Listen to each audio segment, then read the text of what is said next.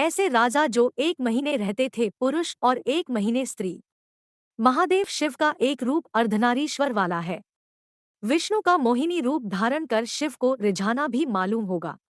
देवी भागवत पुराण के 6ठे स्कंद में कथा है कि नारद जी कई बच्चों की माता बने।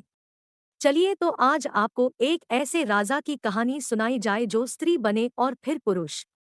वैवस्वत मनु के 10 पुत्र हुए।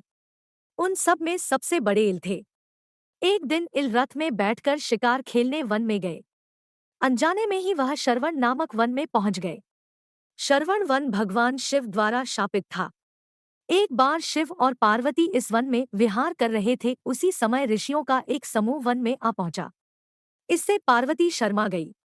शिव जी को ऋषियों का अचानक वन में प्रवेश करना अच्छा नहीं लगा और उन्होंने शाप दे दिया कि शिव परिवार के अलावा शरवण वन में जो भी प्रवेश करेगा वह स्त्री को नहीं जानते थे, इसलिए शरवण में चले गए।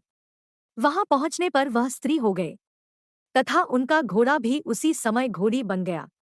राजा के जो पुरुष चिन्ह अंग थे वे सभी स्त्री के आकार में परिणत हो गए।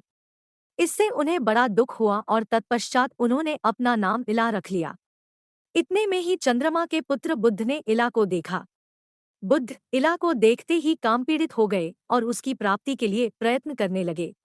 बुध ने इला से कहा, यह सांझ का समय विहार की वेला है जो बीती जा रही है। आओ मेरे साथ मेरे घर चलो और संबंध स्थापित करो। सुंदरी इला का भी मन बुद्ध पर मोहित हो गया और वह बुद्ध के साथ उनके घर में प्रवेश कर गई। बहुत समय तक दोनों भोग विलास में इक्ष्वाकु आदि मनुकुमार अपने राजा की खोज करते हुए उस शरवण के निकट आ पहुंचे। तब ईला ने दुहखी होकर अपने स्त्री बनने की कथा बताई। तब उनके भाइयों और मनुकुमारों ने पार्वती और महादेव जी का स्तवन किया। तब भगवान भोलेनाथ प्रकट होकर बोले, मेरी यह प्रतिज्ञा श्राप तो टल नहीं सकता, किंतु इस समय एक उपाय हो सकता है। इक्ष्वाकु अश्वमेध यज्ञ करे और उसका फल हमें अर्पण करे। ऐसा करने से एक किमपुरुष हो जाएंगे। इक्ष्वाकु ने अश्वमेध यज्ञ किया। इससे इला किमपुरुष हो गई। वे 1 महीने पुरुष और 1 महीने स्त्री रूप में रहने लगी।